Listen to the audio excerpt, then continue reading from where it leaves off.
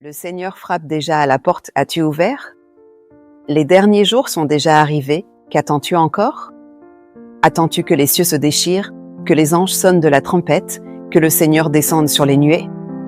Mais est-ce vraiment ainsi que le Seigneur viendra? Si le Seigneur apparaissait directement sur les nuées, comment distinguerions-nous alors les brebis des boucs, le serviteur fidèle de l'impie? Comment chacun serait-il séparé selon son... La Bible dit, « J'ai encore beaucoup de choses à vous dire. » Quand le Consolateur sera venu, l'Esprit de vérité, il vous conduira dans toute la vérité. Jean chapitre 16 versets 12 à 13. Voici, je me tiens à la porte et je frappe. Si quelqu'un entend ma voix et ouvre la porte, j'entrerai chez lui. Apocalypse chapitre 3 verset 20, la vérité, c'est que le Seigneur, à son retour, commence par prononcer ces paroles avant de se manifester ouvertement. Celui qui entend la voix du Seigneur est vraiment béni. Dieu dit, à l'ère du règne, Dieu utilise des paroles pour inaugurer l'ère nouvelle, pour changer ses moyens d'œuvrer et pour faire l'œuvre de l'ère entière. Tel est le principe selon lequel Dieu œuvre à l'ère de la parole. Il s'est fait chair et parle selon des perspectives différentes. Il permet ainsi à l'homme de vraiment voir Dieu, qui est la parole apparaissant dans la chair, et de contempler sa sagesse et sa merveille.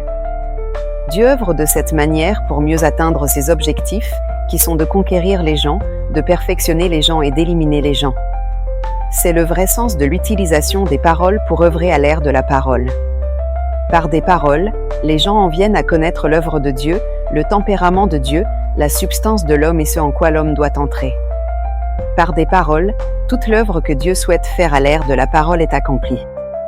Par des paroles, les gens sont révélés, éliminés et éprouvés.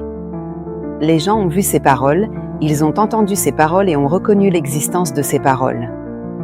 En conséquence, ils en sont venus à croire en l'existence de Dieu, en la toute-puissance et en la sagesse de Dieu, et au cœur de Dieu qui consiste à aimer et sauver l'homme. Le terme « parole » peut être ordinaire et simple, mais les paroles qui sortent de la bouche de Dieu incarné ébranlent l'univers, transforment le cœur des gens, transforment leurs notions et leurs anciens tempéraments, et transforment l'apparence que le monde tout entier avait autrefois. La parole du Seigneur a autorité et puissance, elle perce le cœur, purifie le péché. La parole du Seigneur est la porte par laquelle nous accueillons son retour. Veux-tu ouvrir cette porte? Clique sur le lien WhatsApp de la page d'accueil, rejoins notre groupe d'études, ouvre ton cœur, écoute la parole de Dieu, viens participer au festin du royaume des cieux et goûte aux bénédictions éternelles.